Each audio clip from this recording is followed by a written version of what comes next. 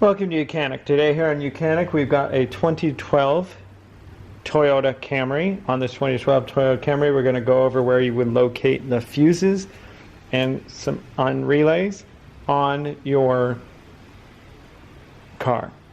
So there is a fuse box. It's inside the engine bay. This fuse box is behind the battery on the left side of the vehicle, say the driver's side, and right behind the headlight. And then you've got a fuse box right here, and you've got a clip on the back that you would push, a clip on the front that you push to unlock it and pull it off, and then you have fuses right here, some relays, some other electric connectors down here, and a couple relays right there. And then in the cover here we have a fuse puller, and we have a couple extra fuses in case we have a fuse that goes bad here. One thing always to remember is that when you have a fuse that blows in here and you go to replace it after you've checked it and you pull them out, and the way you check a fuse is you could pull it out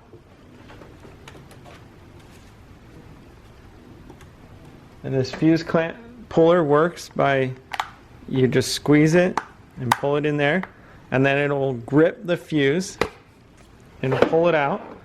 And so then you'll take the fuse, and this is your visual check, and you look at it and there is a piece of metal in there, and if it's blown it'll either look burnt or that metal will have melted, and then you would go ahead and replace it.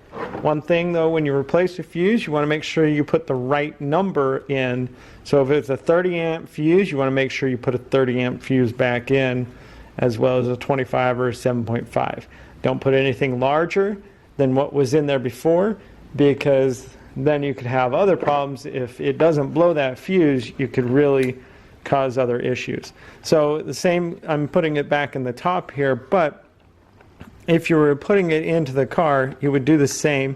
Just kind of press it down. You can use the puller in reverse to push it in, and then just squeeze it to open so that you can release. Put your puller back here. Otherwise, if you can't find the puller or don't have it, a good pair of needle nose pliers will work for that too. But you also have this information here that tells you what it does. And so we've taken the cap off like this. You flip it straight over, and then you can read through here to figure out what they do. So this relay up at the top here, that runs the fan. This is an HLP.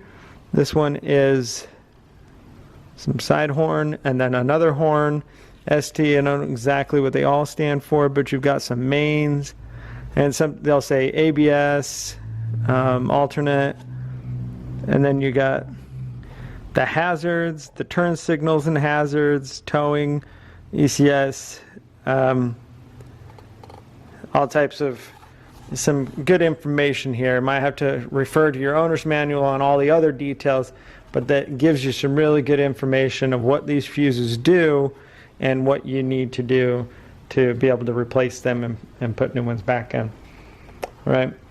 But that's literally, you can look and know exactly what you're doing. And so this is also where you can look, say, hey, my blinkers aren't working. You can look down and look through this fuse, and you can see, oh, this one here, and then count down the fuses where it should be, which is this one here, and then pull it out, check it, and replace if needed. Right? So that's the one in the engine bay. This vehicle has another one inside the cabin compartment, right on the driver's side, and I'll show you that. So on inside the driver's side, at the bottom of your feet, this is the emergency brake where you would push that. The regular brake is right here, and right here is a fuse panel.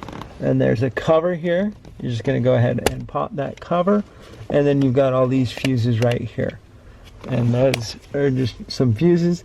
And then you've got the same thing here with a lot of information on what these fuses do, and just being able to read them and see that this fourth one down So when it's like this and flip it down, this fourth one down right here runs the wipers. And it should be a 10 amp right there. And so then if you're having issues with the wipers, you can check here and the one that's in the engine bay to know which one to be replaced, if that's, and to start with that. And then if it's something else, then you might have to jump and check the motor and all that stuff out yourself together. Thanks for watching YOUCANIC, where you can be the mechanic.